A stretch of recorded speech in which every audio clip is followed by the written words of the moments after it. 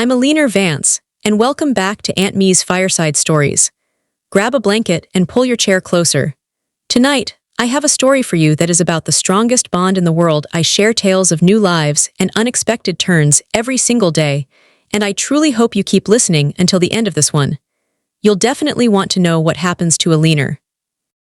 The aggressive buzzing of the alarm clock, an incessant, irritating mechanical wasp of a sound, yanked Alina Vance from a troubled, shallow stretch of sleep. For a terrifying, disorienting handful of seconds, her mind floated untethered in a cool, gray fog of pure confusion. She blinked rapidly at the muted light, a uniform dullness filtering through the condo's tightly closed blinds. Her searching gaze swept over the brutally sparse, familiar landscape of her master bedroom. The room was perfectly sterile, immaculately organized, and terrifyingly silent. It was the chill, vacant side of the sheet, the precise spot in the massive king-sized bed where for 12 straight years, the restless, warm weight of her former husband, Marcus, had disturbed the peace, that served as a cold, sharp blade of memory. That immediate emptiness brutally slammed her back to the desolate reality she had endured for 90 consecutive, slow-moving days. The official, highly unpleasant divorce decree had been formalized and legally granted just 3 months prior.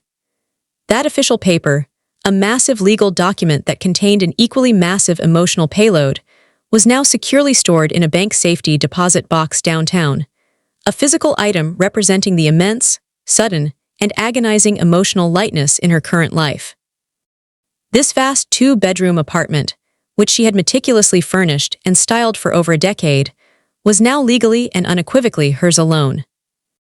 Marcus had relocated swiftly and surgically, disappearing without any prior warning or audible apology to a newer, trendier apartment downtown, an exodus completely managed by his sleek, stylish new partner, a much younger woman who, Alina knew from several aggressive social media trawling expeditions, harbored a single-minded obsession with making a professional career out of the pursuit of highly documented, aesthetically perfect Sunday brunch. At exactly 40 years old, Alina Vance felt fundamentally broken in half. Her entire history was an immense tapestry, a personal timeline that had been forcefully and violently bisected into a distant, almost forgotten before, and a horrifyingly vast, shimmering, echoing after. The before had been a long, predictable stretch of nearly 13 years of strained coexistence. Constant battles over whose name appeared first on the annual tax forms, the exhausting, soul-sucking negotiations involved in picking a benign accent paint color for the entryway, the agonizing, semi-mandatory joint summer trips, always fraught with unspoken tension, never purely enjoyable, to Marcus's highly judgmental parents' immense, sprawling property, which lay well outside the final reaches of the city sprawl. There Alina, forever relegated to the uncomfortable role of the unwelcome but dutiful guest, would spend stifling, 80-degree afternoons entirely bent double over rows of thick, punishing weeds in the brutally sun-baked backyard vegetable garden. She was painstakingly freeing tiny, struggling vegetables, working while her then-husband, Marcus, simply reclined only feet away, spread out on a massive, dilapidated deck chair. His constant, deep, carefree laughter, mingling with the low-frequency drone of the forgettable life histories of his loud college friends, drifted past her with the low clinking of ice in his excessive beer glass. It was the low-grade, constant, daily background noise of profound and entire marital neglect. The inescapable after was the immediate reality she currently inhabited, a large apartment that perpetually felt as though the previous life was being entirely choked by the terrifying vacuum cleaner of silence. She had an immense sense of oppressive, immediate quiet, and the single, low-frequency, unyielding need of entirely and brutally starting all over again. With a palpable effort that physically felt as though she were tearing Velcro from Velcro, Alina slowly and grudgingly forced herself up from the warm cocoon of the large bed. Her muscles felt thick, dull, and entirely resistant to the massive emotional effort required by the incoming day. She found an old, excessively large terry cloth robe, a fabric she suddenly realized smelled faintly, unbearably, precisely like nothing, and dragged herself directly to the kitchen counter. The pristine, modern stainless steel kettle shrieked to a demanding, immediate boil. Alina couldn't help but notice the dark irony in its simple efficiency. It was, she concluded wryly, the sole object in the whole damned vast apartment that performed its highly specific task with no protest, zero drama, and an absolute, immediate flawlessness that seemed determined to utterly humiliate her current, personal state of profound internal crisis. She mechanically measured the dark ground coffee, always precisely 2 specific spoons of cane sugar, an exact splash of filtered skim milk, a minute routine that had become the fragile daily anchor for her slowly drowning mind. The immediate, comforting rush of sharp bitterness and raw heat was a small jolt of tangible, immediate reality. Carrying the heavy, familiar mug, she walked slowly over to the colossal, bright kitchen window, the view commanding a sweeping vista of the metropolitan landscape.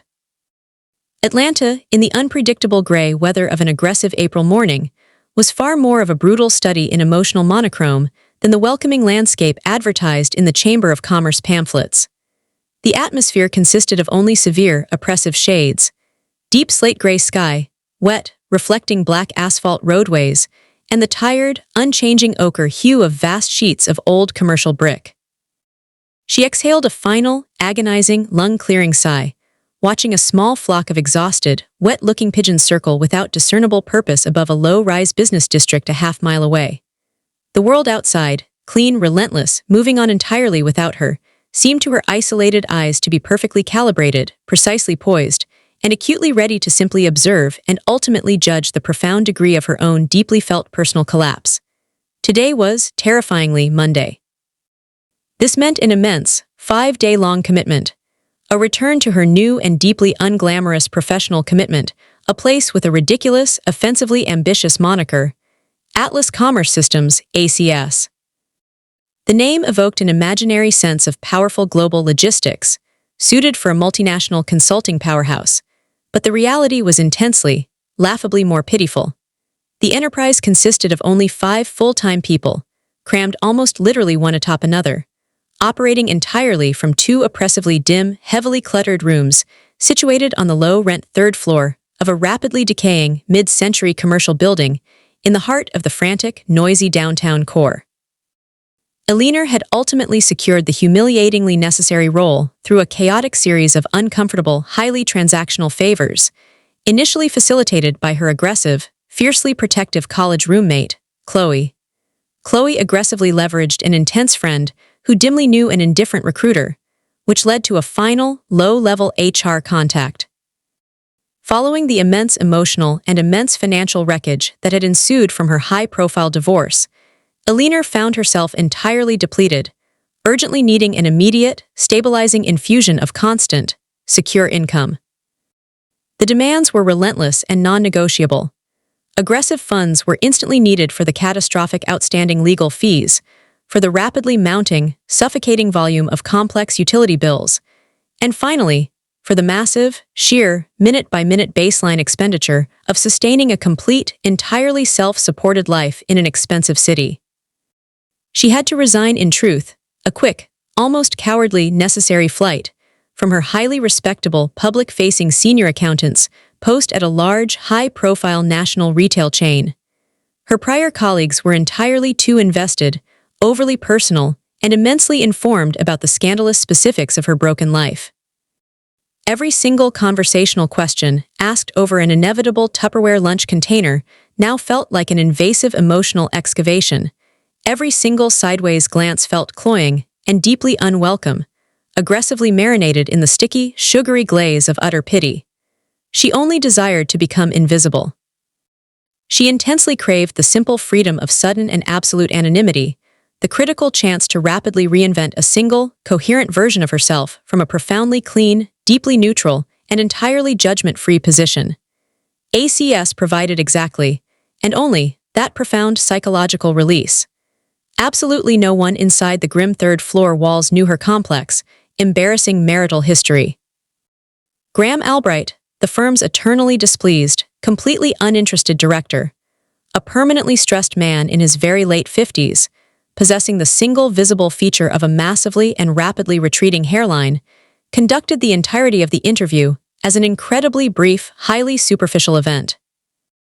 Albright immediately glanced at the sheer academic heft of her prestigious degree, accounting, stamped with a precise magna cum laude honor, quickly scanned the flawless, detailed documentation of her 15-year trajectory of perfect corporate experience, gave a terse, abrupt nod, and named the offered compensation package. The resulting salary was profoundly lackluster, but it was immediately, precisely acceptable. Eleanor, with all her internal alarm bells muted by absolute financial desperation, accepted the incredibly fast offer without a moment's true internal hesitation. The required workload itself, she discovered to her relief, was almost offensively simple and completely tedious.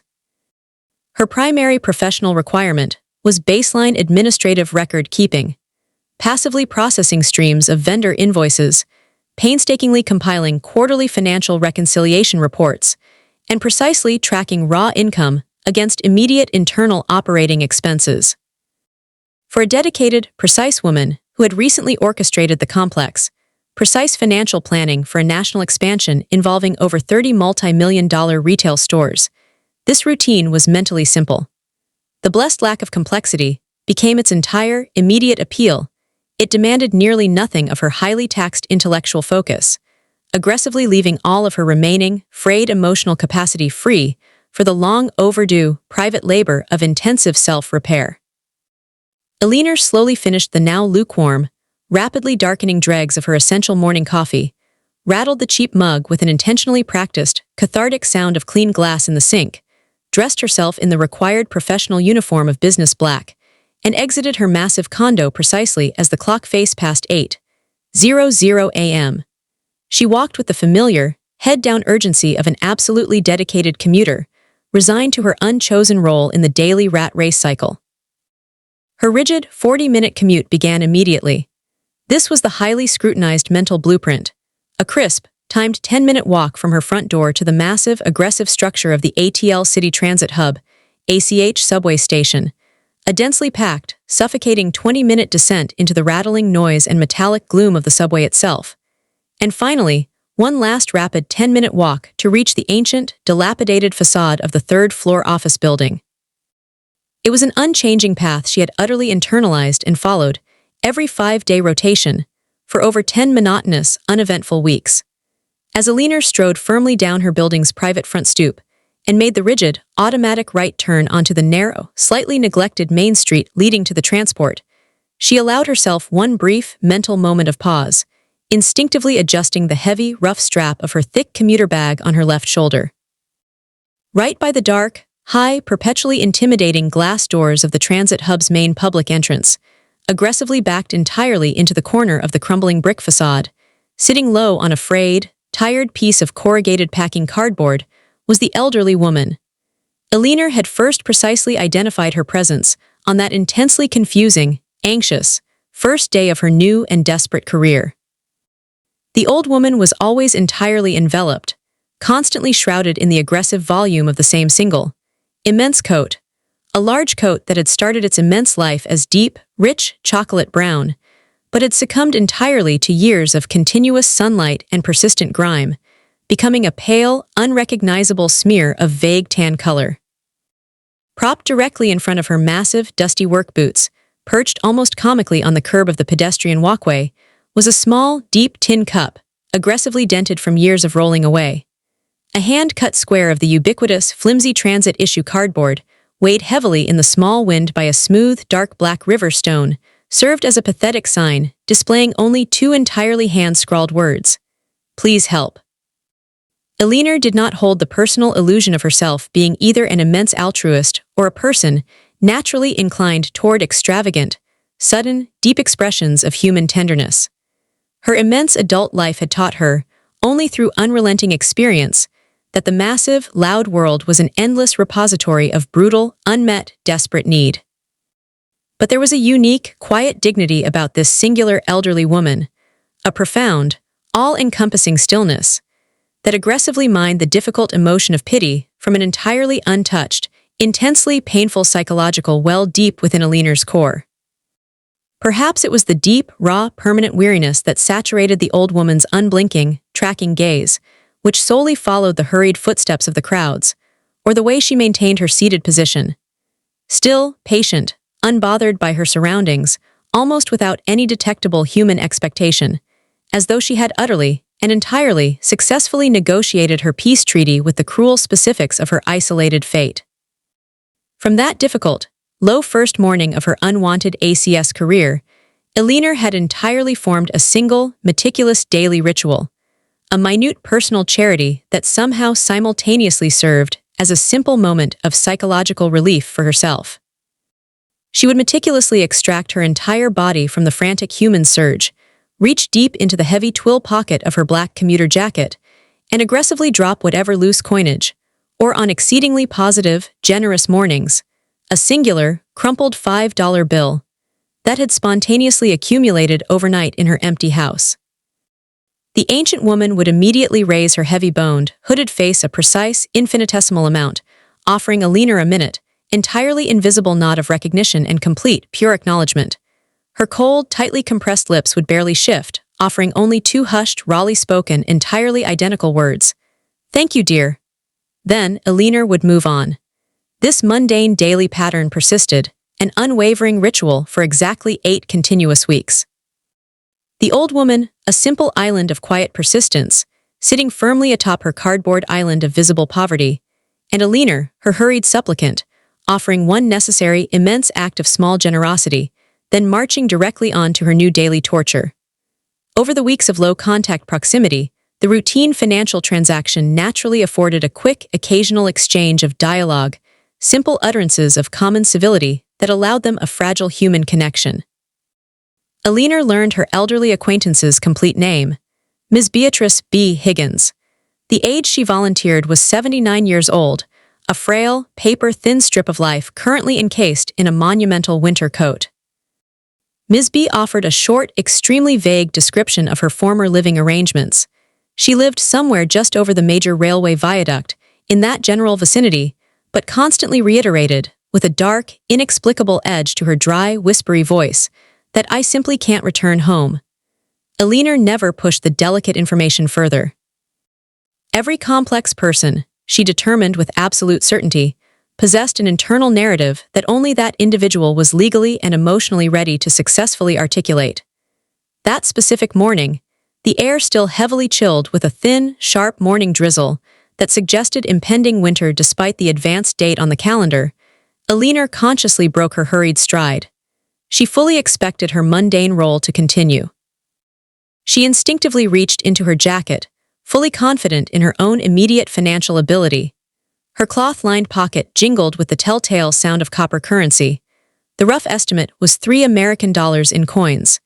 She fully committed the act of approaching the seated woman, dipping her rigid body forward at the precise hips, intending to release the weight of the metal directly over the empty cup. Her fingers opened slightly in their well-worn, familiar pattern. But the practiced gesture was entirely and suddenly interrupted. Just as the metal mass of the coinage was fully extended over the tin lip, Eleanor's forearm was aggressively, fully, and instantly seized. The powerful grip was stunning. It was intensely cold and dry, possessing the sudden tactile texture of heavy, aged parchment, yet fully imbued with a single, aggressive, completely shocking layer of physical strength that completely and immediately locked Eleanor's limb rigid in midair. Eleanor's head snapped abruptly upward. Ms. B. Higgins was fully, acutely gazing at her from deep beneath the permanent shadow of her massive coat's thick hood. In the deeply creased, paper-like expanse of the woman's ancient face, her permanently tired eyes were burning, completely saturated with light. They were intensely wide, aggressive, and highly unusual, possessing a singular, profoundly anxious quality that bordered acutely on pure, raw fright, a massive psychological shift that aggressively slammed a wave of pure, disbelieving alarm throughout Eleanor's body.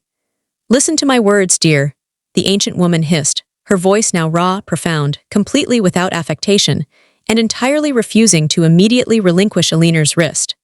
"Please, for the sheer sake of any life you can reclaim. You absolutely must not return home tonight. You clearly understand every singular word I am saying. Under no circumstances whatsoever can you visit that building." Eleanor attempted to reflexively tear her physical hand from the woman's surprisingly profound clutch. The frail grip was completely immovable. "What in God's immense name is it, Ms. B? What precisely are you saying to me? Are you suddenly gravely ill?"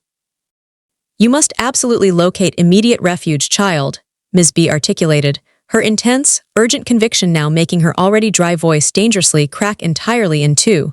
Find another location tonight. Find an intensely quiet friend. Rent the cheapest possible room in an isolated location. Just do not return to that apartment ever. Promise this vital truth to me immediately, Alina. As fast as the shocking pressure had fully clamped down and completely immobilized her, the unnatural, strong hold on her arm vanished entirely. Ms. B released her forearm, and Alina's wrist fell sharply away, her entire arm feeling oddly numb, strangely cold, intensely electric. The old woman immediately folded into herself, shrinking quickly back against the gritty, perpetually damp commercial brick wall, withdrawing rapidly, as though the brief, aggressive human transaction had instantly exhausted every final layer of her vast energetic resources.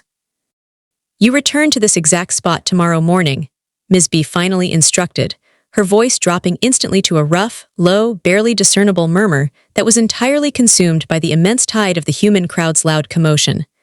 I will display all you require for absolute certainty, but move out immediately. Don't go home now. You entirely demonstrated your enormous personal kindness to this entirely lost soul, dear. Now I intend to fully and wholly attempt to finally pay a minute fraction of your constant grace back to you. You must fully and faithfully follow an old woman's one strange and single instruction, or all your grace will have been offered for entirely nothing. Alina remained intensely positioned, standing with a shocked stillness in the immense foot traffic. A chaotic torrent of immediate, racing, internal questions spun. Acute delusion, terminal panic attack, or an immediate, tangible, and immensely serious threat. Ms. B suddenly appeared terrified and urgent, a complete violation of her customary peace. What precisely did the ancient, isolated witness to human movement at the edge of the street have full, accurate sight of? Finally, Alina forced her body into an aggressive shake. She instantly pivoted, her heart rate violently elevated, and started power walking toward the intimidating, dark facade of the ACH entrance. The commute she intended was no longer rote or calming. It was suddenly a high-stakes, fraught negotiation, completely permeated by an all-consuming, unidentifiable dread. The immense lift car shuddered its heavy weight upward toward the low-rent third floor of the aging building, issuing a strained metallic screech that sounded acutely exhausted, much like everyone who existed and worked inside the crumbling industrial envelope. Alina impatiently shoved open the highly polished, deceptively glossy glass door labeled Atlas Commerce Systems, ACS. She walked immediately into the familiar, but intense and jarring, interior muted noise. Brianna, the single designated firm's receptionist, a highly competent but immensely bored, painfully young woman in her 20s, was slouched at the single reception desk. Her concentration was aggressively complete, her bright, open face intensely illuminated by the aggressive, precise, blue-white light emanating from her phone's high-definition screen. She was, as per usual, completely obsessed with the latest social media commentary. Alina presumed a detailed, vicious argument currently happening over the perfect photographic filters for an office-adjacent employee's lunch meal. "Good morning, Brianna," Alina muttered in her lowest voice. A quick transaction. Her rapidly accelerating anxiety now easily overriding her formal, required adherence to internal protocol. "Morning, L," Brianna mumbled back, precisely replicating her highly polished repertoire of acute disinterest, entirely refusing to meet Alina's panicked gaze. Alina quickly maneuvered past the receptionist's immense barrier, straight into her designated office. A tiny, deeply oppressive square cell that was only slightly larger than an acceptable utility closet, completely sealed, heavily pressurized, and intensely sandwiched between the noisy, cheap communal kitchen and the main filing storage cabinet. The necessary grind of the typical work schedule commenced exactly as it had every morning for 10 weeks. Massive, dense physical piles of recently delivered vendor invoices requiring verification, vast, oppressive reams of complicated shipping and packaging slips awaiting careful, sequential review, and the dull, grinding obligation of completing yet another quarterly reconciliation report that never, under any predictable circumstances, achieved complete alignment. This highly demanding, highly specific financial monotony usually functioned for Alina as an effective mental stabilizer, a steady, clean-line anchor holding her personal, subjective emotional world to the tangible realities of her objective surroundings. This entire day, however, the routine catastrophically failed her completely. Ms. B's clear, singular, unyielding imperative words repeated themselves. Don't go home. Sleep somewhere else. The words were now an irritating, persistent, low-grade electronic alarm, directly conflicting with the careful, required order of her meticulous mental filing system. By noon, entirely unable to wrestle the deep internal emotional noise into a simple submission, Eleanor officially conceded the utter psychological battle. She needed one massive, essential minute of total evacuation. She smoothly stood up, precisely smoothing the dense, heavy black wool of her blazer, and decisively headed into the empty, dim, fluorescent-lit hall, directly toward the cooler full of the constant, tepid office water. Standing entirely alone at the communal dispenser, loudly crushing a half-empty styrofoam cup with one single, massive hand, was the firm's specific office security officer, the relatively new hire, Jake Harper. He was physically a massive block of entirely cold, contained violence, seemingly built entirely from large slabs of thick, highly unforgiving granite. Jake was undeniably in his extremely rough early 40s, immediately characterized by a brutal, unflinchingly square jawline and a short, deeply aggressive military-issue buzz cut that rendered his pale scalp constantly visible. Jake had worked inside the building for perhaps 6 consecutive weeks. Eleanor, adhering fully to the professional boundaries of her entire tenure at the firm, had aggressively, successfully, and entirely avoided anything remotely resembling a conversation beyond the clipped, daily good morning. Feels intensely humid for the final day of a supposed early spring, doesn't it? Jake suddenly observed, his eyes dead, staring entirely into the opaque film of his final drop of water. He spoke in a flat, almost unnervingly neutral tone of completely forced small talk. Yes, it does entirely, Eleanor immediately and firmly agreed, nodding stiffly, carefully measuring the proper amount of paper in her cup. It completely appears that our aggressive Atlanta spring successfully arrived nearly a month before its official scheduled appearance. She focused entirely on the small stream of the cheap filtered water, forcing her mind and senses completely into the mundane task. Jake suddenly and violently snapped the paper cup with a loud, aggressive sound that momentarily amplified the acute, strange, and highly unnatural office quiet. He successfully and firmly held her fixed gaze, a precise, unblinking, strangely high intensity entirely fixed within his cold eyes. "Tell me this, quickly," he immediately commanded, his intense question shocking her, direct, cold, entirely devoid of any typical office politeness, and unnervingly intimate for the situation. "What precise quadrant of town is it that you yourself reside in? Is your train line journey a pure misery?" The query, perfectly poised, immediately slammed into Eleanor's core being, triggering a sudden, deep, intensely familiar spike of immediate primal fear.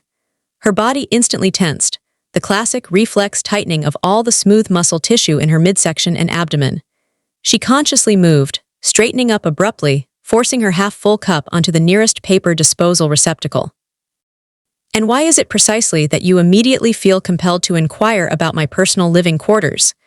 Eleanor returned the immediate intensity, aiming aggressively for a purely clinical, utterly casual tone that immediately trembled with the obvious presence of an immense internal unease.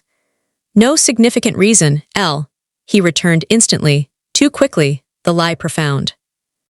His eyes abruptly narrowed.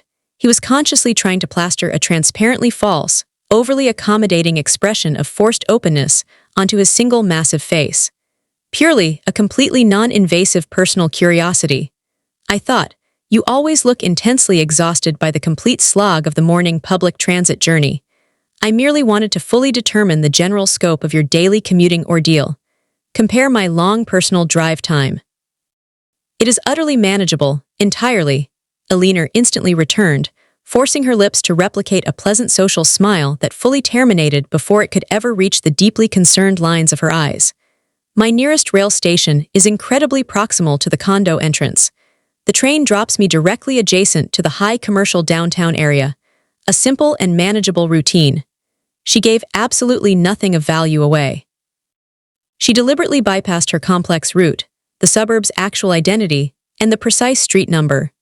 The single, high-stakes question was entirely devoid of any malice, but its deep strangeness and aggressive intent ruptured the established protocol of their simple, professional silence, rendering her deeply unnerved. Jake appeared, after one short internal pause, to fully accept the complex evasion entirely. He gave one final, entirely decisive nod of his entire square head, cleanly tossed the heavily crumpled paper cup directly into the disposal chute, and immediately retreated from the scene to successfully rejoin his specific, lonely duty station by the lobby's heavily reinforced glass main entrance door. Eleanor remained, entirely immobile, frozen directly in the empty hall space, consciously and extremely slowly sipping the cold, unpalatable water. She fixed her complete gaze directly at the suddenly vacant space where he had intensely stood, calculating. Why? Why was his inquiry today so precise, so entirely uninvited, and so instantly aggressive toward her singular sense of professional privacy? Retreating quickly back into her small, airless office space, she attempted aggressively to force her hyperactive brain to aggressively reclaim the essential rhythm of financial control, attempting desperately to immerse herself entirely within the sterile complexity of her spreadsheets. But Ms. B's aggressive warning, immediately superimposed entirely upon the fresh memory of the massive security officer's bizarre and highly precise invasive question, completely resisted her total focus. Eleanor consumed an immensely unproductive, panic-filled half-hour entirely devoted to her profound attempts at a logical deconstruction of her emotional fear. The frail woman's words are likely those of an elderly citizen with profound delusions. The security guard merely has immensely deficient skills at light social dialogue.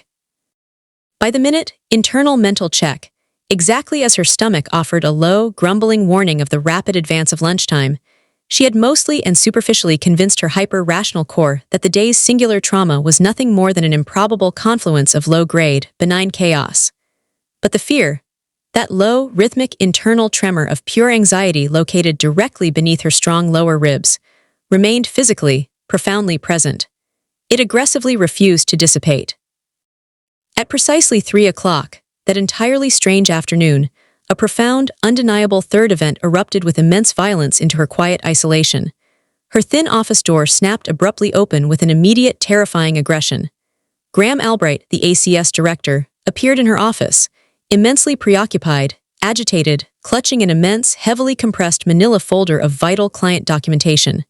Eleanor, I require your profound and absolute attention immediately. We have an utterly immediate, intense security issue. This requires complete resolution. Albright violently dragged the spare, visitor issue chair directly across the thin commercial carpeting and violently slammed it in position precisely opposite her small, overwhelmed working surface. He refused to look into her desperate eyes. His fixed, unmoving concentration was devoted only to the deep interior of the file he held in his large hand. These absolutely essential client invoices from last entire month, March, Albright demanded, rapidly snapping his fingertips aggressively against the sheaf of clean documents. Did you specifically and entirely personally verify the contents and authorization? Eleanor immediately accepted the transferred file. The thick contents were immediately, intensely familiar. A large stack of typical statements of work, SOWs, and detailed corporate contracts from large subcontractors, files that she had professionally and meticulously processed and internally prepared for the internal client signatures just over a week ago. She immediately recognized the placement of her specific green ink final authorization check marks, indicating initial approval. Yes, entirely, Mr. Albright. I precisely supervised and authorized this exact packet of SOWs during the final week of March's operation. Why? Has a subsequent issue arisen with the internal records? Mr. Albright, entirely neglecting his proper professional posture, suddenly began to violently rub the tight, painful musculature at the upper, bony nape of his neck, his rough thumb repeatedly grinding into the visible scalp, exposed by his severely receding hairline. The problem, Eleanor, is immense. There are a total of 3 documents of considerable strategic importance, entire multi-figure contract statements, sitting entirely within this critical folder that completely and physically lack the mandated client signature. I cannot see any genuine mark of full authorization, nor do they legally conform to the external filing requirements. Leaner, intense worry visibly knitting the clean space above her nose, carefully extracted the 3 large sheets of professional paper from the security of the deep manila file, meticulously separating them from the other fully completed files. He was entirely, factually correct. The formal signature space on the bottom, clean edge of each paper, the highly delineated blank space precisely below the stamped, corporate tax information, was an utterly perfect, entirely unblemished field of pure white. No elegant, precise, unique human scrawl. No professional, formal smudge of the external client's ink. No unique, personal signature or official set of client initials. An utter, visible, shocking absence of final, mandated consent. That was physically and categorically impossible. "No, sir," Eleanor articulated, staring intensely at the sheer professionalism of the visible blank space, a new, massive line of true, debilitating anxiety running deeply and prominently along her high forehead. That precise discrepancy cannot physically exist in the world of our legal compliance. When I initially received and processed these highly necessary external documents for the very first time, the signatures were absolutely, physically present. I am entirely and precisely positive of this essential fact, as I deliberately cross-referenced every single signed document to ensure they absolutely corresponded with the precise shipping log numbers of their immense, completed corporate deliveries. These were fully completed packages. Mr. Albright inhaled a loud, highly abrasive sigh, a distinct sound of frustrated professional fatigue that suggested extreme aggression. He was violently massaging both of his thin, tired temples. "Well, it is possible, highly remote but entirely possible, that my intense workload is successfully confusing these large corporate batches of signed paperwork. I simply process an unquantifiable volume of forms every singular working day. My sincere apologies for the high pressure, Eleanor. Thank you immensely for the swift attention." He snatched the immense manila folder from her weak grasp, issued a clipped, high-speed final dismissal that resembled a nervous hand flap, and instantly exited the tiny space, the sound of her door completely sealing with an immediate, definitive thwump that resonated, to her isolated mind, with a profound, aggressive sound of impending containment. Eleanor remained, entirely frozen, seated rigidly, staring fixedly at the high gloss of the newly sealed white office door. The immediate and sudden collapse of the severe psychological boundary she had desperately fought to re-establish for over 8 agonizing months had begun immediately. Her internal state, which she had entirely fought to completely manage, was entirely defeated.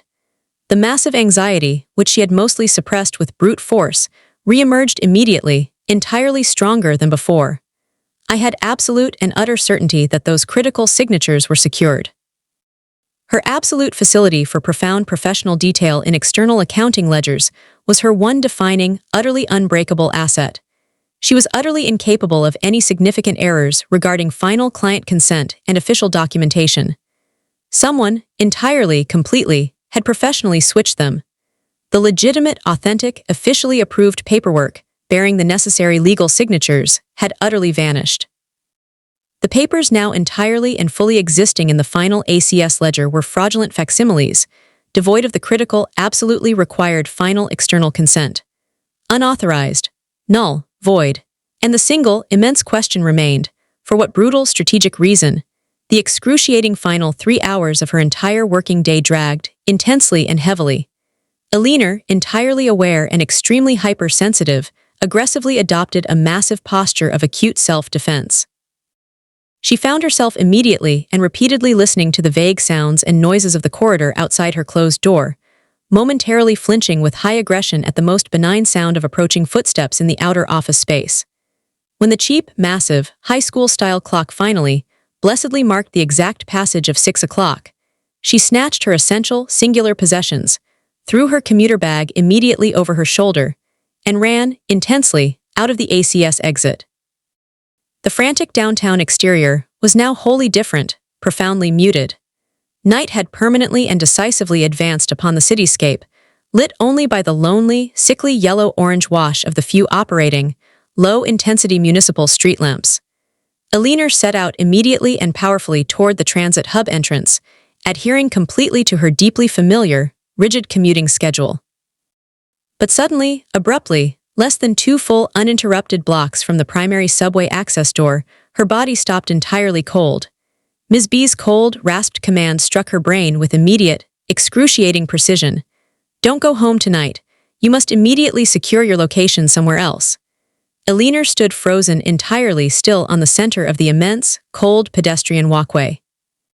Hurried, anonymous commuters, faceless figures now entirely concentrated upon the necessity of dinner, simply parted in wide, non-committal arcs around her paralyzed figure. Her massive, overloaded brain violently demanded an immediate final resolution. Was she entirely prepared to totally discard her terrifying and extremely vague warning, judging the encounter as merely the harmless raving of an aggressive, elderly stranger's desperate dementia? Or would she accept that the immense, specific confluence of the frail woman's visible distress, Jake Harper's intense and precise aggressive curiosity, and the horrifying discovery of the immense, missing final financial documents was evidence of an entirely new and immense threat, a complex psychological shift of utter and entire professional mortality?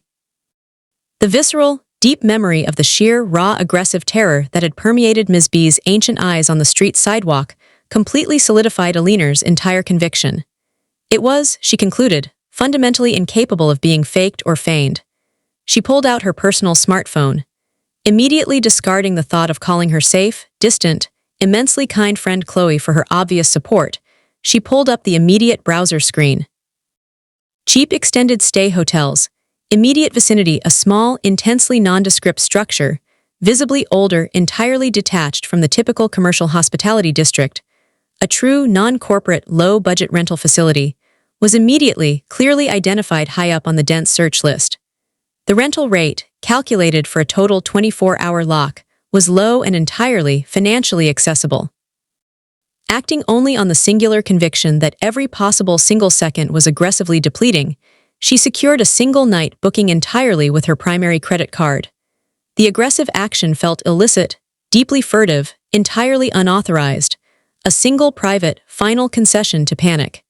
She averted her direct line of sight entirely and rapidly moved toward the printed address. Extremely Basic Hotel occupied the top floor of a silent, abandoned structure on an obscure, exceptionally low-profile side street. The small interior lobby was thick with the immediate smell of stale, badly burned industrial coffee and cheap, highly volatile industrial floor cleaner. The administrator, an entirely expressionless, intensely exhausted young woman possessing shockingly dyed pink hair that clashed violently with her massive corporate polo, refused to look up or meet Eleanor's strained gaze. She issued Eleanor a simple, white magnetic keycard marked only Room 4. Eleanor slowly took the creaking elevator up to the building's immensely dark second floor, her internal, professional anxiety alarm vibrating incessantly and violently in her core being, and used the generic plastic card to violently force her entry into the specific, sealed room. It was entirely and fully as terrifyingly sparse and depressingly basic as her most aggressive internal fears had deeply prophesied. It was a perfectly square room, completely featureless, save for 2 sets of cheap, sterile, unmade metal military-style bunk beds. The entire enclosed space was utterly, aggressively empty. She violently tossed her commuter bag onto the top of the unmade bottom bunk on the closest set, immediately collapsing herself heavily and wholly onto the razor-thin, cold cotton mattress. She fixed her vacant, staring gaze onto the chipped, permanently stained wallpaper of the ancient wall, watching a single, clear tear of residual moisture move extremely slowly down the plaster surface. What precisely are you aggressively engaged in, Eleanor? Her intense internal monologue screamed at her from a painful mental distance. You are currently hiding from all essential legal process and established corporate procedure in this profoundly unpleasant, profoundly short-term, low-budget residential hotel. Entirely on the bizarre, insane word of a delusional, profoundly elderly stranger. But the pervasive, profound physical sense of intense primal fear, the one that had physically clamped down upon her abdomen with immense intensity that single morning, utterly and immediately refused to release her from its massive, intense grip. She carefully, manually extracted her phone, completely abandoning all intentions of proper relaxation, and typed a quick, cryptic, highly essential final message to Chloe. I am staying with a totally random but incredibly safe associate tonight. Absolutely no reason to aggressively panic if you cannot contact me immediately for the rest of this singular evening. Long story is fully promised for tomorrow's conversation. Chloe replied in seconds, I see. Your casual associate means an immediate fling. I entirely support your personal desire for immediate stress relief, L, but please text me. Is he attractive, woman? Details now. Eleanor completely ignored the bright message. She fully resigned herself to her solitary position, immensely tense, rigid on the unyielding surface of the bed, intensely listening to the immense, low-frequency auditory pressure of the urban city roar surrounding her. The deafening honk of two large freight trucks below the nearby window, the low bass frequency of some intense, incomprehensible rap music drifting distantly through the city ventilation system, the rhythmic, constant shuffle and entirely low noise of hundreds of anonymous commuters walking the busy nearby street. She painfully sealed her two eyelids, profoundly pleading with her hyper-alert, anxious mind for one moment of pure oblivion. But the internal silence remained elusive. Ms. B's immense distress, her demand of flight, Jake's highly accurate question about her primary neighborhood, Graham Albright's utter panic about the critical missing signatures. She frantically attempted to successfully organize all these aggressive, intensely disjointed events into one single, flowing, coherent, immensely terrifying narrative of utter and intentional malice. What if this entire, highly specific scenario was not some kind of statistically insignificant, enormous cosmic coincidence? What if something immense, terrifying, profoundly, and specifically criminal was utterly active and occurring on the high commercial third floor of ACS, and she, Eleanor, the expendable new human resource, had innocently and accurately managed to find the exact core of it? But what had she accurately found? She entirely just processed the highly repetitive financial numbers. Suddenly, aggressively, completely illuminated by a flash of icy internal logic, Eleanor threw her tired body upright from the low, flimsy mattress. A profound burst of agonizing, internal cold swept violently through her bloodstream. The single possibility, what if the specific human target was entirely based upon my unknowing involvement, rather than my accurate discovery? The intensely sophisticated internal movement of immense, highly questionable money. Expertly fabricated, seamless false shell corporations. The systematic removal of corporate capital right through her hands. And she, entirely incapacitated by the emotional numbness of her painful divorce, failed to perceive the intricate, violent core of the vast digital fraud. No. That conclusion, Eleanor mentally demanded, was intensely paranoid.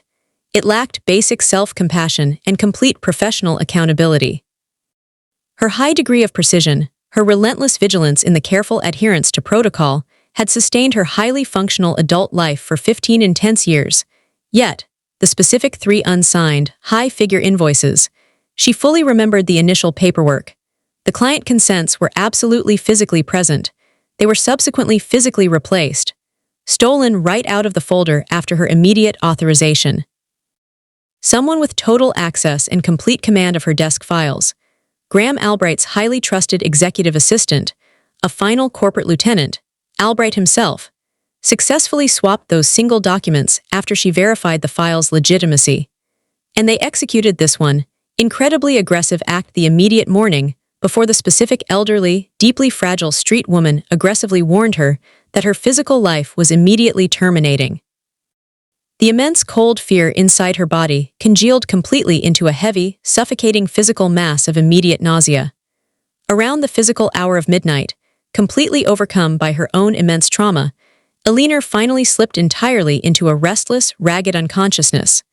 Her brief sleep was immense and deeply aggressive, brutally fragmented, completely populated by powerful, aggressive, nightmarish cinematic flashes.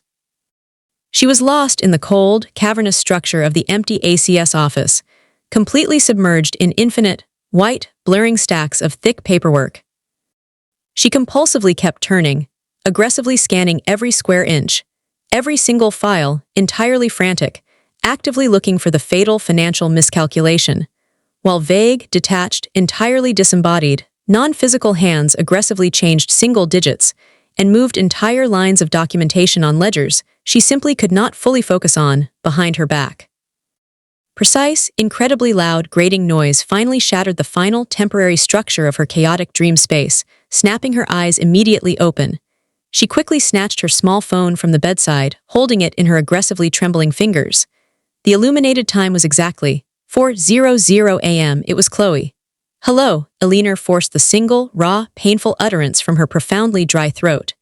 Eleanor, thank every saint in heaven that you actively answered. Are you physically whole? Tell me you are fully and entirely alive, you crazy woman. Chloe's familiar, buoyant voice was severely diminished, entirely ragged with near-hysterical panic. What exactly is wrong? What, Chloe? Of course I'm perfectly alive. It's your massive condominium building. You have to check the local emergency news feeds right now. The building is gone. The entire edifice is currently being engulfed in a raging structural fire. Alarms, screaming sirens. The massive red and white lights are covering the entire damn intersection. You texted me to say you weren't home.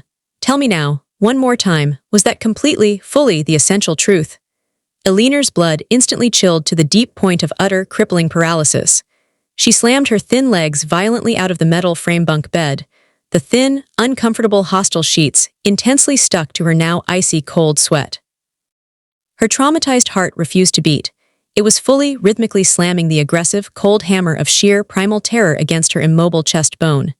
The massive fire. What are the news outlets precisely stating, Chloe, which floors are currently fully engulfed?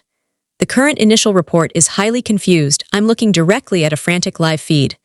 Maybe the third, entirely certain about the fourth. The sheer volume of massive, violent, heavy black smoke, darling, is apocalyptic. Where exactly are you, Eleanor? Please tell me that specific text was utterly honest, fully, immediately true.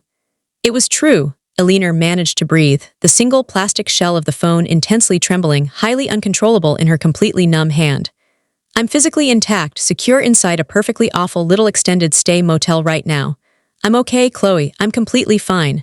But oh my sweet, perfect God, what horrific action is fully taking place? Is it true? Her abandoned all sense of personal order. She violently grabbed the few possessions in her travel bag, quickly throwing her work jacket aggressively over her cold, trembling body, bypassing every required convention of proper self-consciousness. She threw the entire magnetic keycard onto the desolate, unattended receptionist's desk in the small, empty lobby, and burst entirely out onto the wet, silent, immensely dark street. A ride-share vehicle immediately materialized at the curb's edge.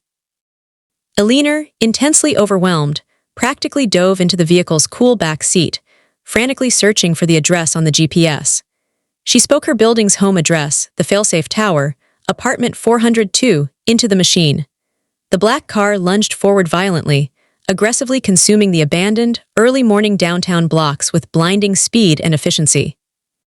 For the duration of the entire high-speed, utterly silent journey, Eleanor refused to remove her traumatized gaze from the rapid blur of silent, abandoned city buildings and rapidly receding street lamps.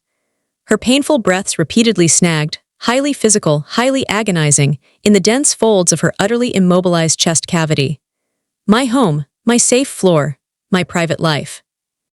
She was due to be sleeping there right now, comfortable and fully protected within her own familiar bed, on the intensely fire-swept fourth floor, less than 5 hours prior.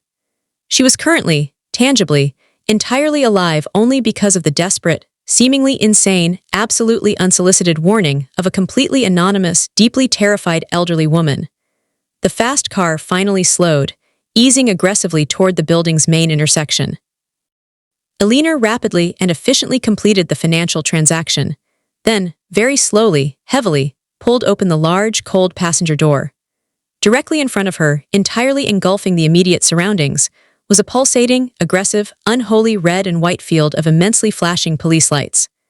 The harsh light emanated simultaneously from 3 monumental, incredibly large fire engines and a solid presence of 4 dedicated patrol cars. A single, colossal, immensely suffocating pillar of profoundly black, acrid smoke actively corkscrewed its toxic density high into the pre-dawn sky, momentarily completely obscuring the rapidly brightening skyline. Eleanor stepped immediately onto the rough pavement, violently forcing her rigid, entirely immobile feet toward the visible horror. The structure of her massive high-rise was fully alight. The entire visible facade of the crucial 4th floor, the one vast expanse of dark glass and pristine polished metal that contained the entirety of her small, personal world, was being completely consumed by a devastating inferno. Dedicated firefighters, enormous figures in their high reflective coats, violently fought the high flames. Hoses, larger in circumference than her upper arm, shot a continuous, massive torrent of thick, highly directed, suppressive water upward. The loud, intense, roaring, explosive contact of water against raging chemical heat sounded to her ears like a monumental, defeated sigh of profound internal fury. The fire aggressively fought back, completely resistant, relentless, roaring like a wounded beast. Eleanor stood permanently paralyzed, utterly motionless, rigid and still. Directly beside her, huddling intensely under the comforting material of provided police-issue emergency blankets, were several distinct clumps of her former, coughing, sobbing neighbors. She easily and rapidly recognized the deeply worried face of Mr. Simonti, the difficult old man from the quiet, immaculate fifth floor, always intensely obsessed with minute complaints about the elevator service, now staring into the orange intensity with profound, abject silence. Mrs. Lopez, her kind, excessively gossipy immediate neighbor from the third floor, was weeping desperately, profoundly burying her whole face into the wool lining of a single emergency fire-issued blanket. She rapidly and intensely looked for the Jensen family, the sweet young couple with the two new twin babies from the pristine second floor, but a low-voiced bystander gently confirmed that they had been severely exposed to the toxic smoke and violently transported, entirely traumatized, by emergency medical services, managing to successfully escape with severe, systemic heat and smoke-induced injuries. A sudden, soft hand appeared entirely upon Eleanor's exposed, cold forearm. It was Mrs. Lopez. Her skin was severely streaked with immense smears of fire soot, her gentle eyes profound red with immediate and obvious chemical smoke irritation. "Eleanor, my God, is that actually you? You're safe. We all intensely and completely assumed the unthinkable, child. We were wholly convinced you were tragically gone." "No," Eleanor spoke, immediately articulating the absolutely critical protective lie, her personal truth and immediate internal requirement. "I successfully maintained residence with my single protective friend, Chloe, outside the downtown area. She managed a swift booking in a massive panic. A complete, absolute miracle, an entire saving grace from Providence. Your apartment, my dear, your entire home. The total building structure is likely an absolute and catastrophic total loss, they claim. The immediate apartment below you, the Jensen family, their final structure. They were utterly traumatized. They managed to only just crawl from their entire flat and were immediately evacuated for definitive, serious hospital care, burned entirely along the outside." Eleanor could only stand utterly still, completely mute. She violently nodded her recognition of the loss, her secure apartment. Everything she had painstakingly attempted to retain in her new life, the entire vast library of unique first edition books, her recently assembled, newly functional furniture, her professional and carefully archived life documentation, every garment of clothing she now fully possessed, utterly gone. Entirely consumed and eliminated within the aggressive chemical flash and suffocating, choking intensity of the dawn conflagration. But she was still aggressively and physically alive. Only because of Ms. B. Her hands, newly sensitized and entirely functional after the period of internal trauma, suddenly began to intensely, physically shake. She fumbled deeply in her oversized handbag, quickly recovering her single device. 6:30 a.m. The complete final arrival of the cold, undeniable, punishing morning. Ms. B had verbally guaranteed an entire explanation. Eleanor immediately and desperately required to completely remove herself from the chaos, to initiate the specific conversation. She violently maneuvered her body further away from the dense knot of sobbing neighbors and intensely traumatized survivors, securing 1 minute of privacy behind the imposing facade of an enormous, sealed, commercial storefront. She physically braced herself against the profound chill of the old building's enormous glass front, carefully shielding her intensely tired eyes against the low reflection of the enormous, fading fire. The entire building structure had entirely failed. The entire loss of the building's primary occupants. This complete, sudden annihilation could not, under the severe scrutiny of intense reality, be dismissed entirely as random bad chance. Around 6:30, a highly official police patrol officer, immensely exhausted, and his single uniform saturated with toxic moisture and intense soot residue, quickly and efficiently approached Eleanor's silent post. "Ma'am, I am entirely forced to officially inquire. Are you, by legal statute, Vance Eleanor R.?" he demanded, entirely consulting his immense, official clipboard, covered in the unique grime of the entire catastrophic event. "Yes, officer," Eleanor responded, her entire throat now dry, constricted.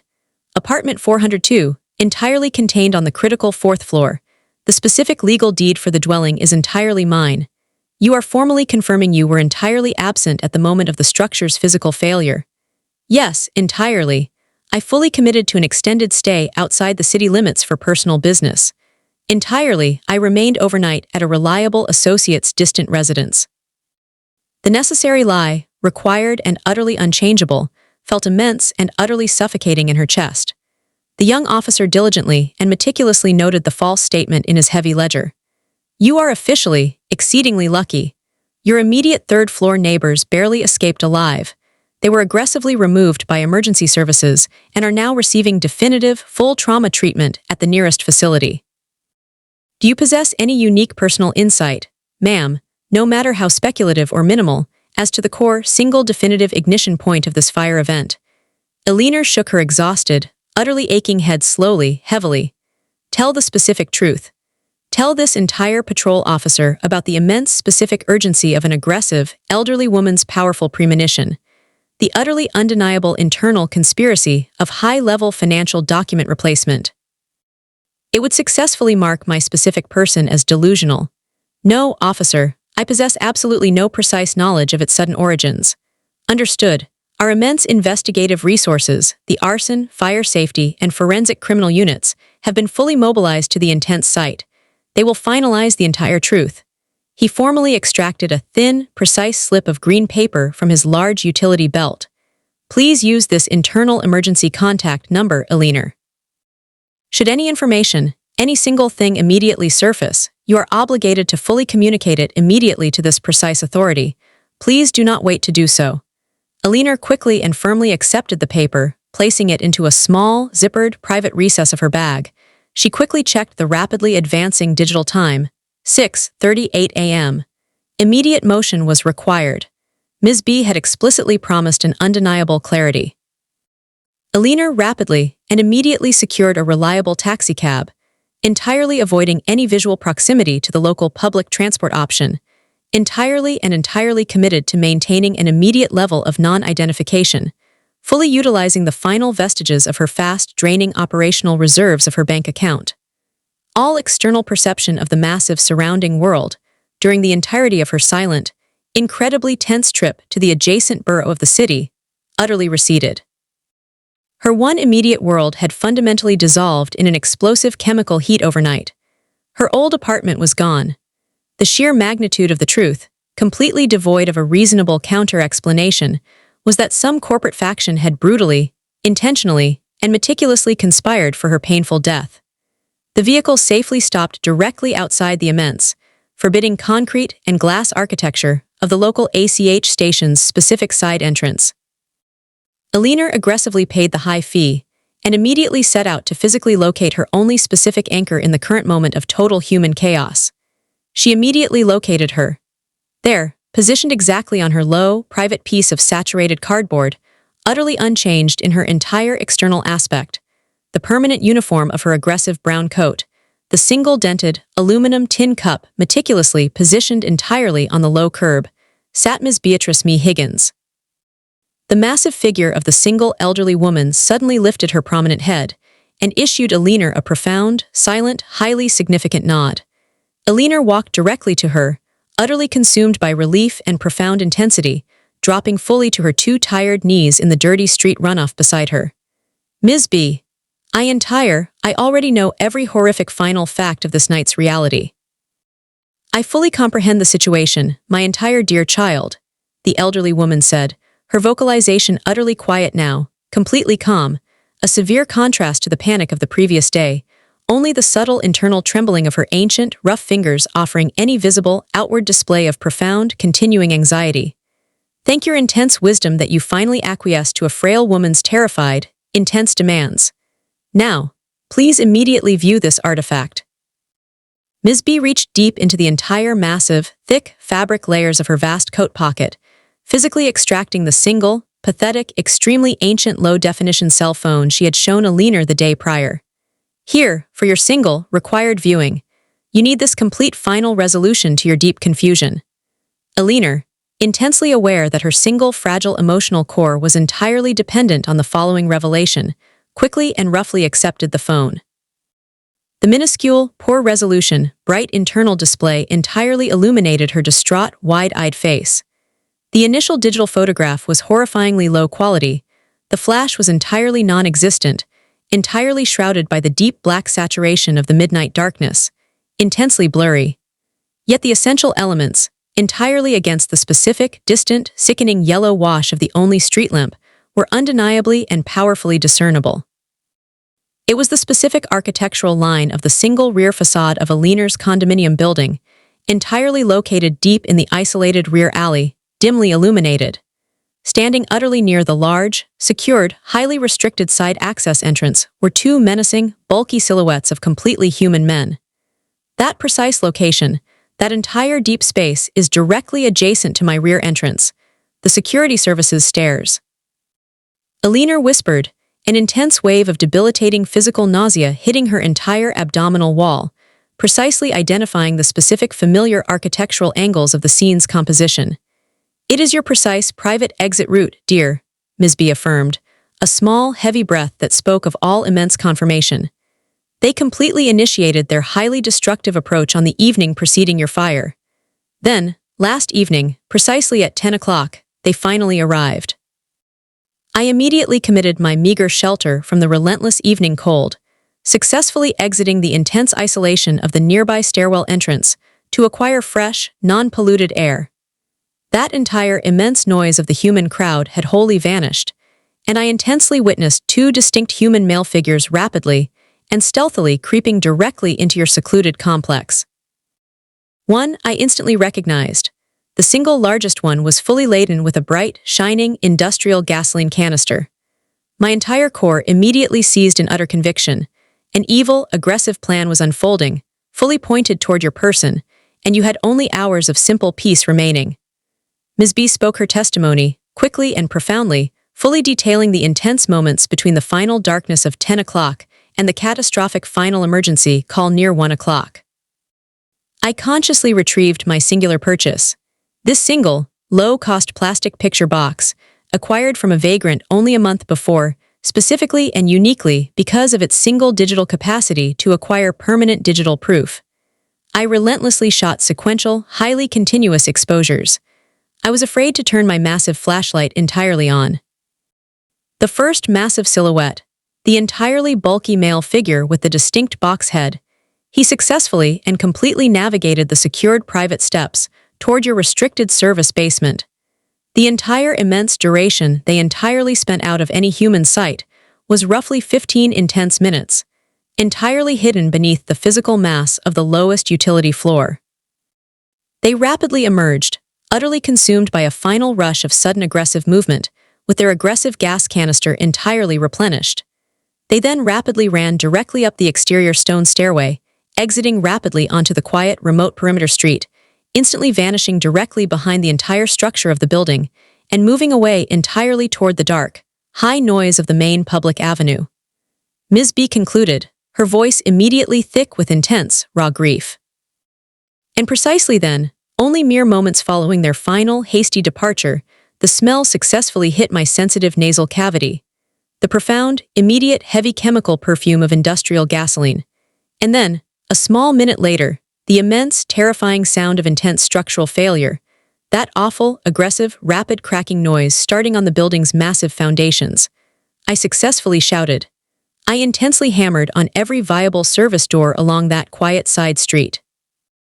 A good, alert tenant in a distant corner successfully secured a dial tone, finally initiating the critical final emergency call for the complete fire services.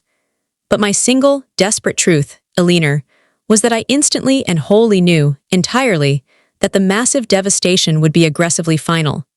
It was simply entirely too fast and brutally effective to allow a simple internal rescue. Alina, her face intensely pressed entirely against the low resolution of the minuscule display screen, quickly ran the short sequence of 4 saved photographic images. The intense black silhouette, the visible shape of the massive gasoline canister, then the intense silhouette of the figures running. In one specific image, precisely positioned just as the single figure abruptly turned his head sharply toward the low glare street lamp and the distant low street traffic.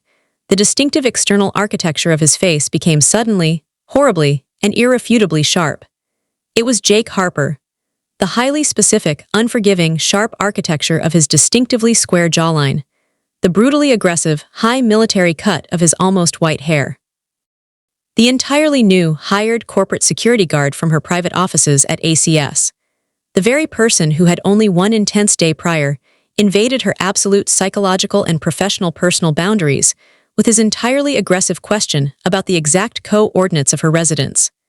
A new, massive, immensely debilitating, and deep profound core of completely final understanding swept into Alina's core being, entire. Pure, undeniable certainty. I intensely recognize this single perpetrator, she forced out, the words painful, barely spoken above a loud gasp, her entire throat paralyzed entirely by her acute terror. He fully works at my precise place of corporate employment.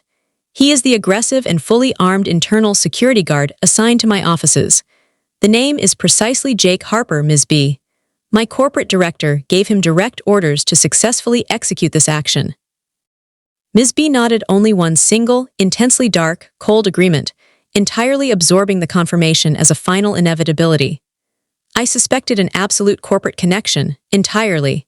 He has aggressively patrolled your apartment's specific neighborhood extensively on his time off, for completely logical internal reason, Alina. And only 2 nights ago, my child, I utterly, entirely managed to hear a complete phrase.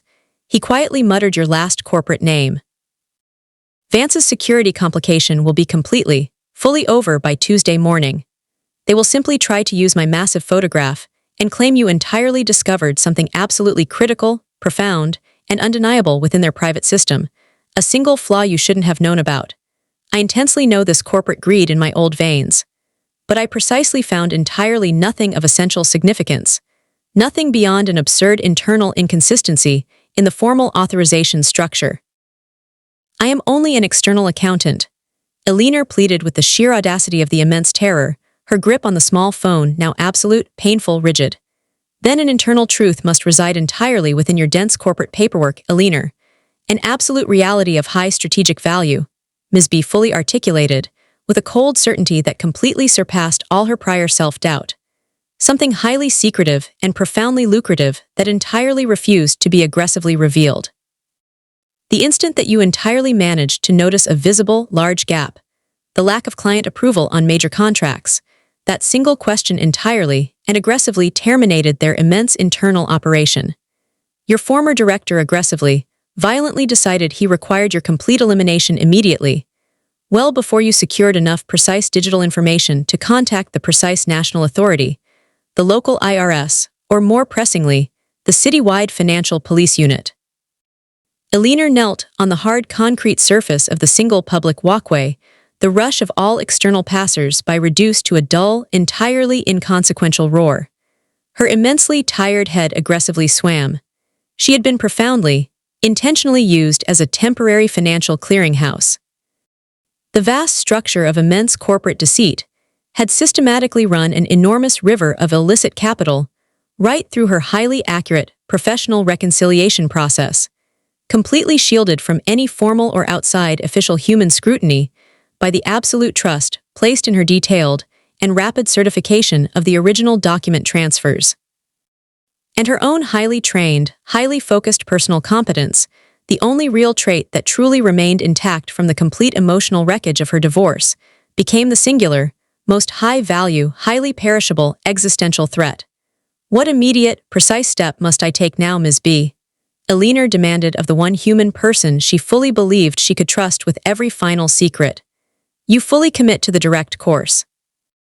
You move with immense and immediate conviction to the precise police department. Hand this singular electronic phone entirely over to them. That complete sequence of incredibly bad photographs, a corporate assassin precisely positioned outside your window, brandishing undeniable implements of profound domestic arson, is the pure, immediate, highly credible physical proof required to aggressively move the process toward absolute prosecution. This precise evidence demands the law act entirely and without immediate bureaucratic pause, Your entire commitment is absolutely essential for its prosecution. And you, personally, it is a single material artifact, your electronic communication device, your profound, undeniable evidence of their attempt. Ms. B offered an utterly dismissive wave of her skeletal arm. The singular device, an entire paperweight, my dear. I successfully and privately paid a dirty man barely $20 for its extremely limited digital camera function at the most immediate neighborhood flea market.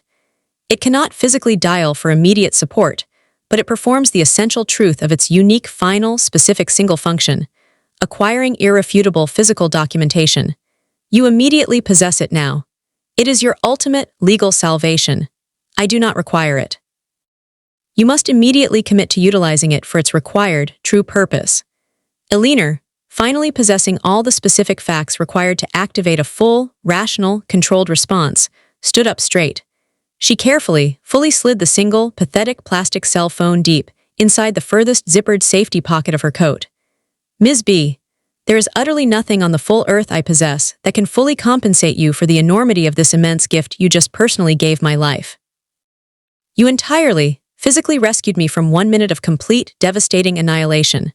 My utter, unending gratitude for your single moment of immense human courage, a choice I can never fully repay in any single medium of final human expression. The ancient woman immediately allowed herself a faint, low smile that spoke entirely of total contentment, her lips almost indiscernible in the pale sunlight. You fully compensated me completely, dear heart, months ago, entirely. You consistently demonstrated to a simple woman a pure, immediate, tangible, single stream of human decency, always exactly in her greatest personal need. You exhibited an honesty of character I entirely witnessed for a single 10-week cycle, and I entirely believed my conviction that this enormous stream of goodness would eventually and entirely return to protect its sole source. Go now, entirely dear. Waste absolutely no time on unnecessary pleasantries.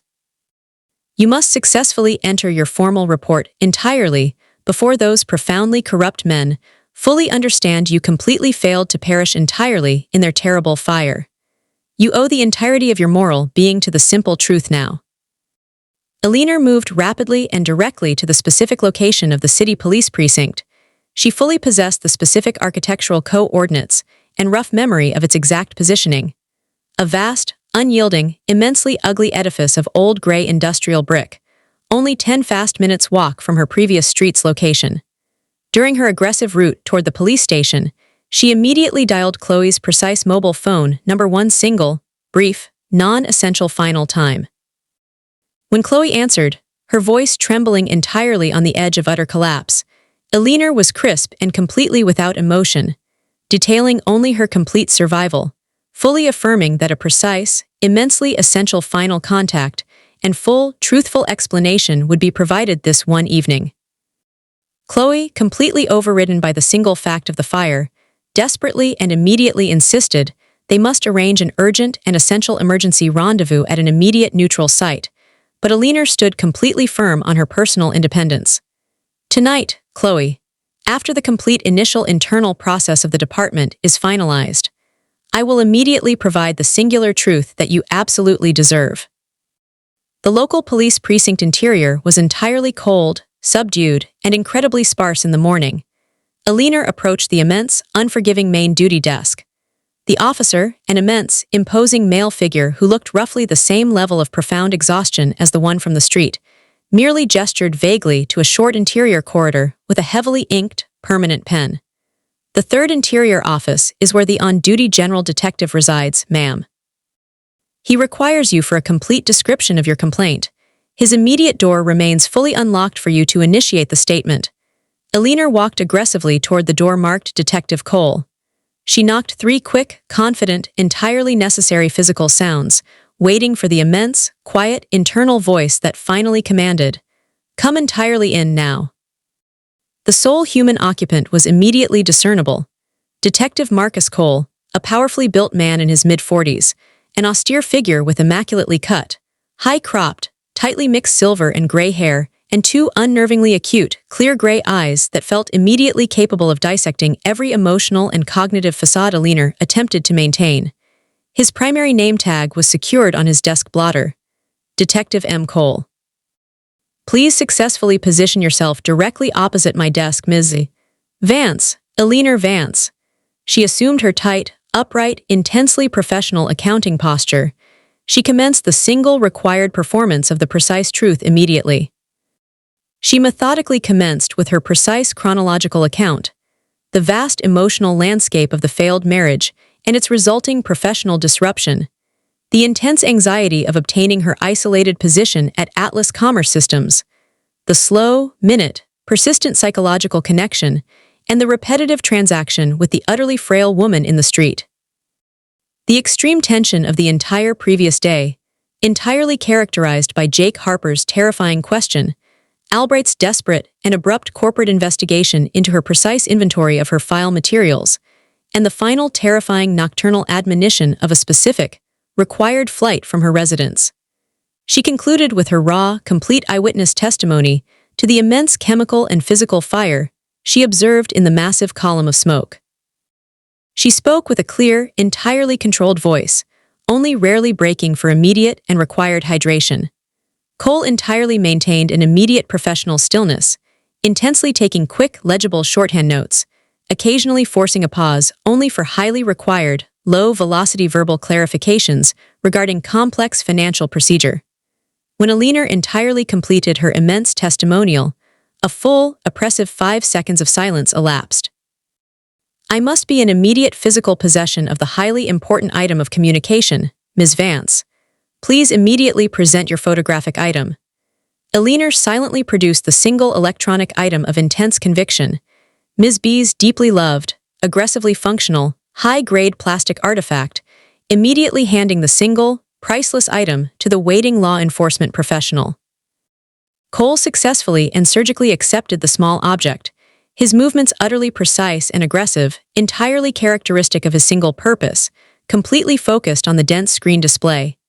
He meticulously zoomed the visible single evidence, the extremely limited, dim profile of the main perpetrator, the entirely unmistakable, dense mass of the flammable gasoline canister, clearly visible, the time code, the architectural angle.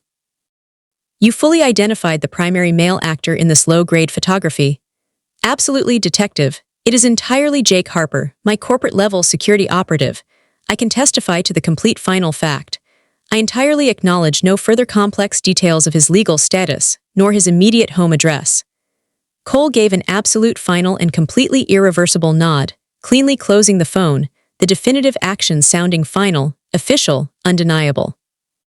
The highly pertinent cell phone and its highly important contents are now under complete, specific chain of custody acquisition, formal property of the full Fulton County District Attorney's Office. It will now successfully operate as evidence of an attempted homicide offense. We will successfully and immediately furnish you with the comprehensive, signed paperwork for this singular seizure. He subsequently produced an official internal affidavit document, fully marked in all the requisite locations with formal police identification. I will immediately require your accurate testimony. We will initiate a complete description of all the entire circumstances of your complaint. I must have a fully attested signature of all financial transactions.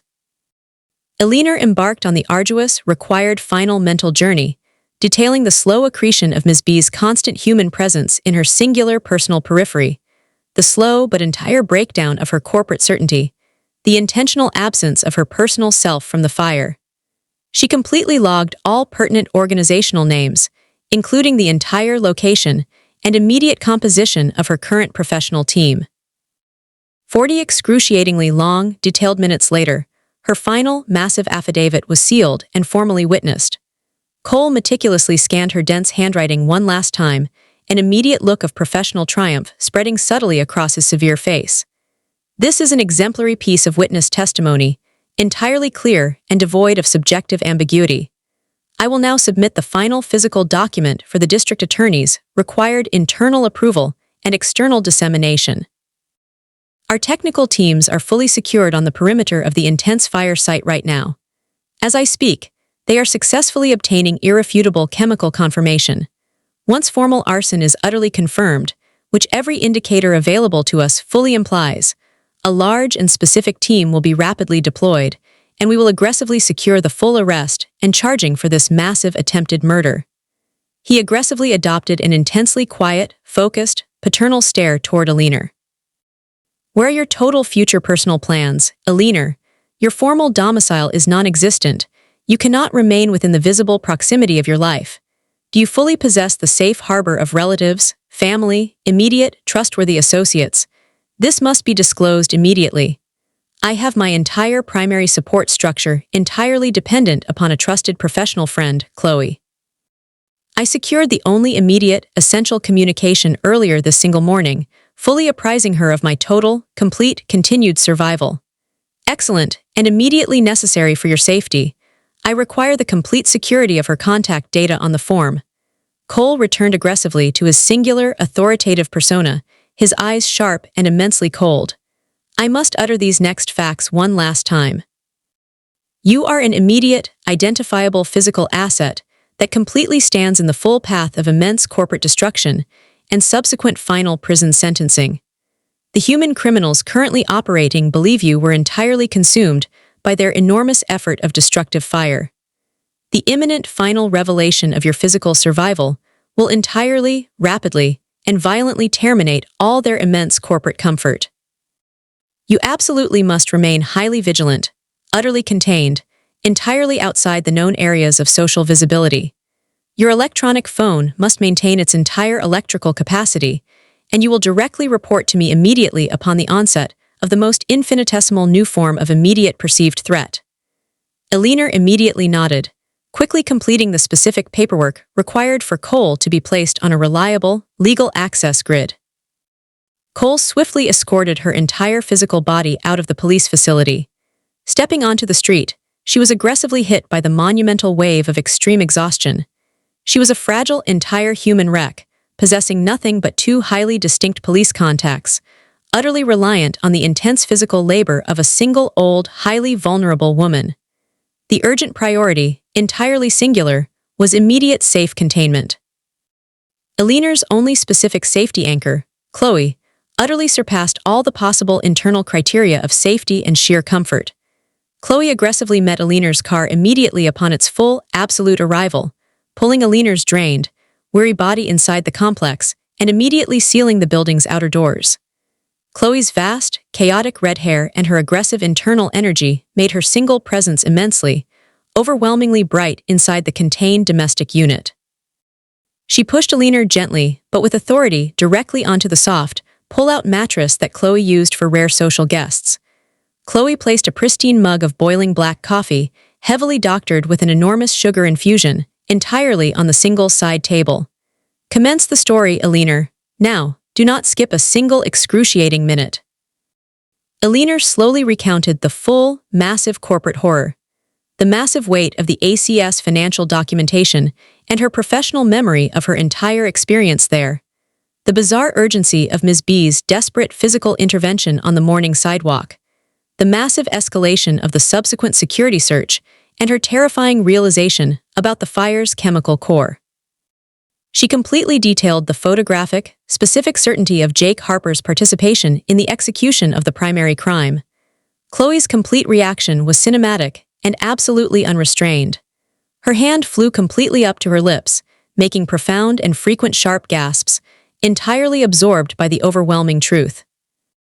Aliner, are you seriously, completely telling me that this specific, entirely miserable, highly localized corporate accounting firm entirely initiated a complex conspiracy involving both massive corporate financial fraud, and then the full, actual, deliberate attempted incineration of their own specific accounting officer, simply because you precisely identified one specific filing irregularity with client signatures?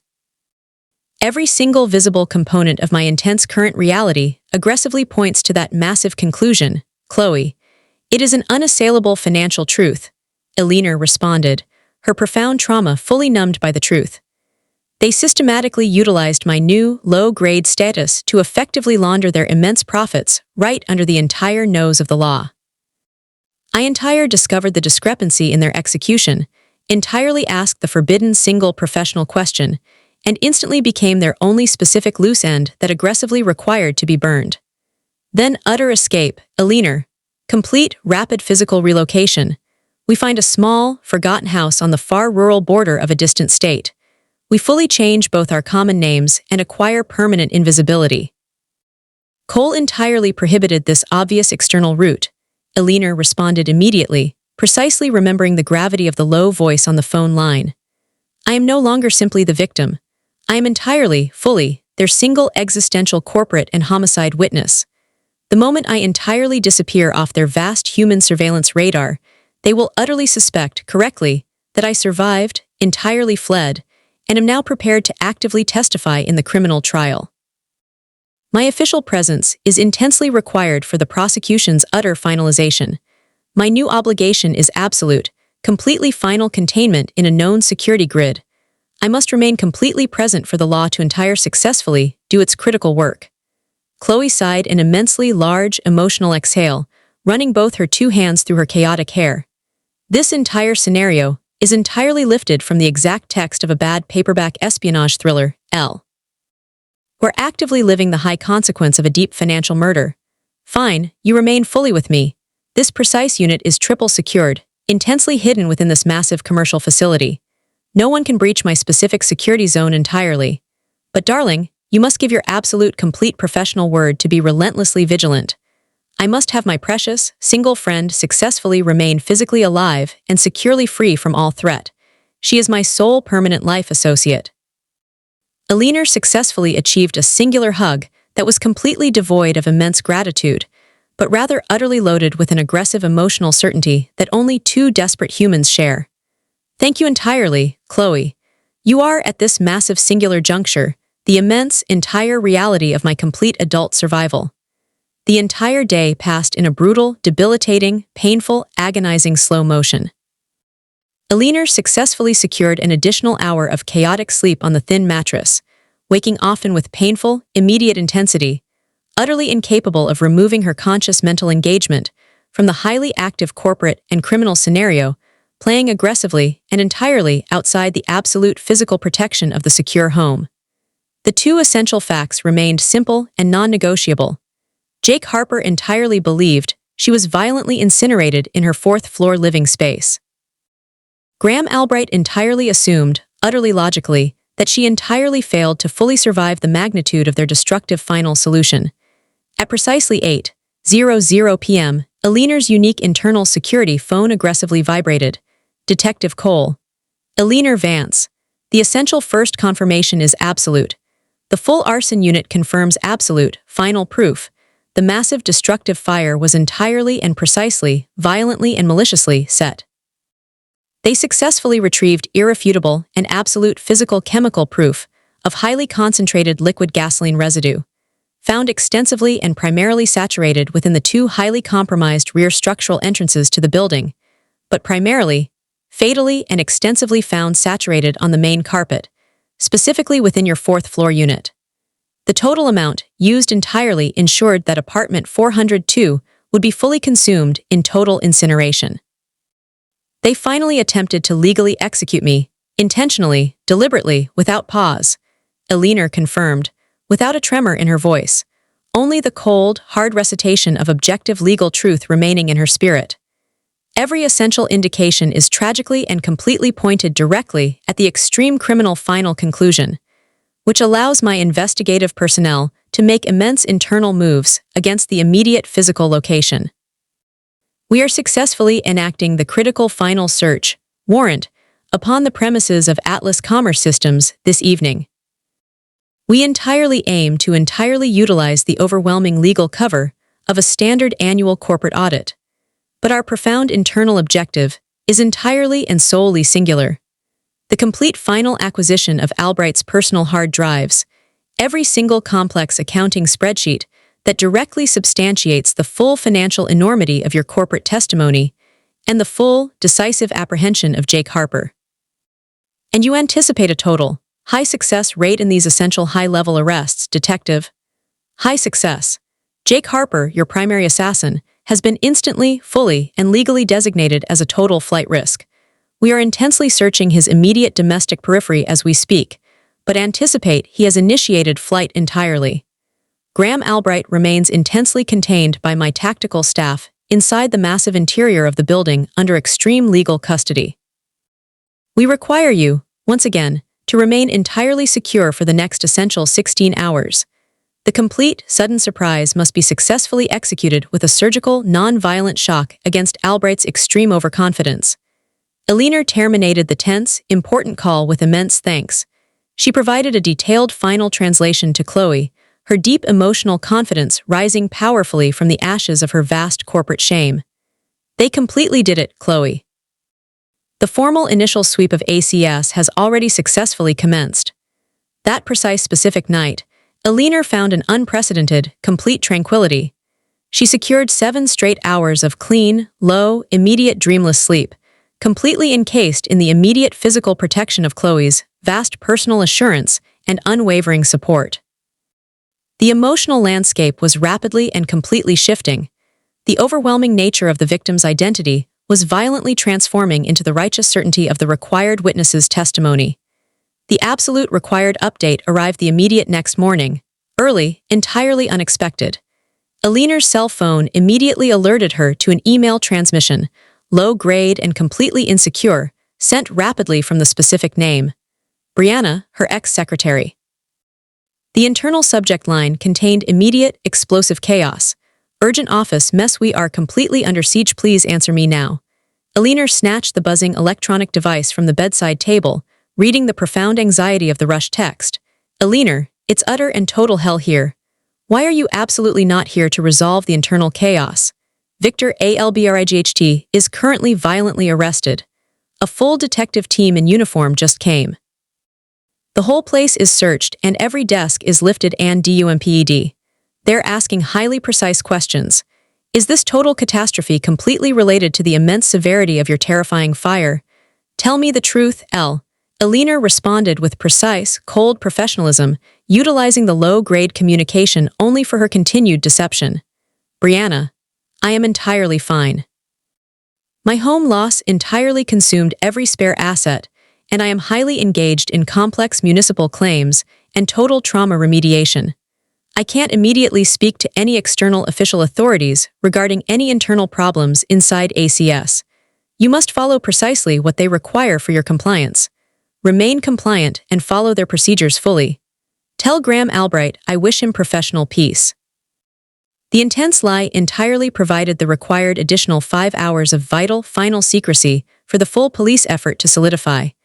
They needed to completely eliminate the final vestige of all uncertainty. Immediately at the required, low moment of the official afternoon, Detective Cole aggressively secured the immediate phone call that officially signaled the full final culmination of the corporate collapse. Ms. Vance. Success, entire and profound. We fully achieved full objective completion. We immediately seized Albright's complete computer and his dedicated archive system, containing all external digital and internal financial data for a minimum of a full year. The preliminary investigative findings fully concur with every single syllable of your required written and formal testimony. Your entire corporate office was, fully and simply, a highly sophisticated network of illegal financial movement. Our financial team has definitively confirmed over $500,000 in fraudulent movement, siphoned aggressively through this simple facade, mostly passed through a singular, fraudulent structure, Zenith Advisors, Inc. And Jake Harper. He remains highly successful at the criminal enterprise of total physical evasion. He immediately succeeded in completely departing the initial secure search radius the complete moment we engaged. But his flight will not last one entire month. He has now been successfully placed entirely on the massive internal National Criminal Fugitive Alert database. The intense photo you aggressively supplied, an entire photo of a high-value domestic murderer, entirely eliminates all ambiguity of his massive and aggressive crime. He cannot hide anywhere substantial in the city. And my personal attempted assassin, Graham Albright, did he receive the final immediate full charge of homicide solicitation? Did he formally, legally, and permanently pin the corporate malfeasance on my absent self? He entirely and immediately adhered to the single desperate criminal code, deny everything and deflect entirely.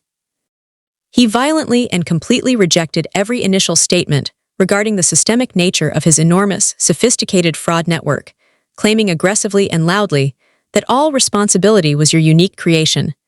I blindly and intensely trusted my professional accountant with immense financial authorization. It is the simple and single predictable final maneuver of every massive corporate criminal.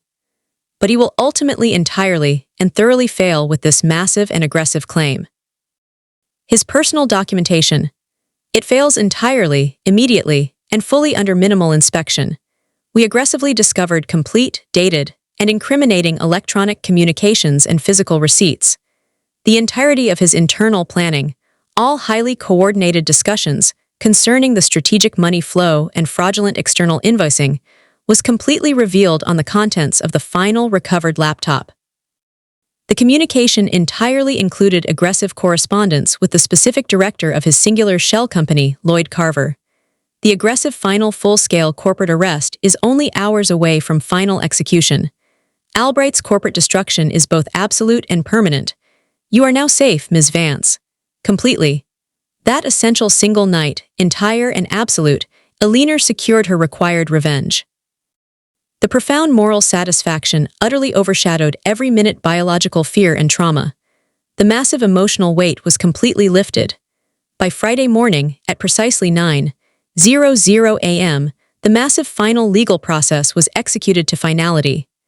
Graham Albright was aggressively, officially arrested, highly constrained, and severely charged with the entire corporate volume of his deep felonies.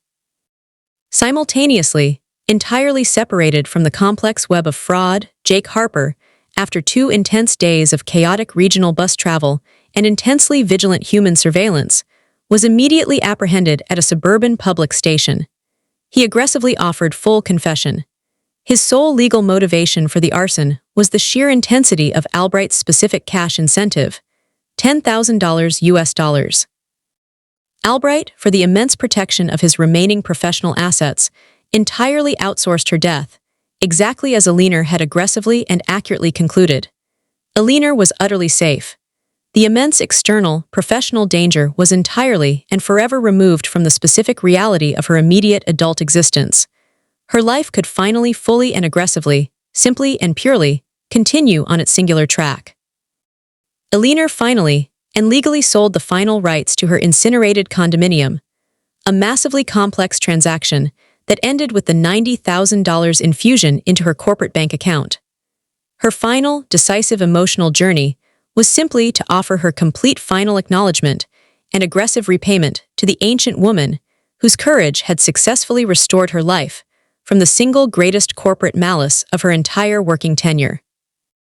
2 brief, entirely packed weeks later, fully installed in her new corporate status, her financial status secure, her final official interview with Detective Cole finalized, Elinor purchased a warm, excessively soft wool throw blanket and an exquisite gift box of intensely rare Swiss chocolates. She quietly drove entirely out to the immense serenity of the Oasis senior residence. Ms. B. Higgins had secured every aspect of her private peace. Her immensely bright room contained personal mementos and highly detailed physical books. She moved and conversed entirely with a new confidence. The old woman's intense social engagement and completely restored appearance transformed her into a highly formidable matriarch. Ms. B., I made my essential trip precisely to see the vast and intense transformation I personally witnessed, only 3 months into your total security. The sheer serenity entirely restores my every moral commitment. You have provided your final debt to a large corporate conspiracy. Now, you require absolute peace. I have provided a formal financial assurance to the administrators here. Your security and your final dignity in this residence are entirely, legally guaranteed for the final duration of my life. Your personal life and physical health entirely come before the need of any large financial corporation. I am eternally in your complete financial service for the absolute total of my life. Older woman, utterly enveloped by profound relief, silently physically wept. You entirely saved my one final essence, my precious child. I am your immense forever debtor. You are my single earthly angel. No, Ms. B., you entire showed me the final truth of an absolute core lesson. Every single action of simple kindness has its final, precise, entire destination. The only currency of immense importance in this massive corporate, intensely transactional world is simple human goodness. And you displayed that profound grace completely in your sheer, utter willingness to intervene at the singular peak of my profound existential need. You taught me the full meaning of simple grace, and it is a commitment I will continue to entirely honor for you now. Every visit. The subsequent immense passing of 3 specific years of corporate routine and constant, reliable social safety confirmed every lesson Ms. B entirely articulated in her final truth. Eleanor successfully and aggressively worked in her corporate promotion and advanced her massive corporate stability. Tessa, Ms. B's completely revitalized, aggressively renewed daughter, aggressively sustained her weekly, reliable commitment of intense care and frequent social family visits to her mother, always bringing the laughter of the final grandchildren and the immediate certainty of profound family forgiveness. Ms. B's dignity was fully and completely restored to final matriarchal glory. At a highly emotional event that officially celebrated Eleanor's new level of corporate achievement, with Ms. B and her vibrant new family in intensely proud and profound attendance, the frail but powerfully restored woman officially offered the ultimate, final toast to the profound and massive courage of this unique and amazing woman, to the entire honesty and fundamental purity of a deep heart that single-handedly provided absolute, single, true proof that utter kindness will forever sustain all those who entire release it, entirely without expectation or final required reward. Her life entirely confirms that a profound good always returns to its immense and generous source. I will always remember this grace. And now, I completely urge every singular heart in this room to entire release that same specific goodness immediately. Eleanor raised her immense glass high. The sheer magnitude of profound relief, the intense complexity of all her total joy, entirely encompassed her absolute essence. She fully conceded to herself.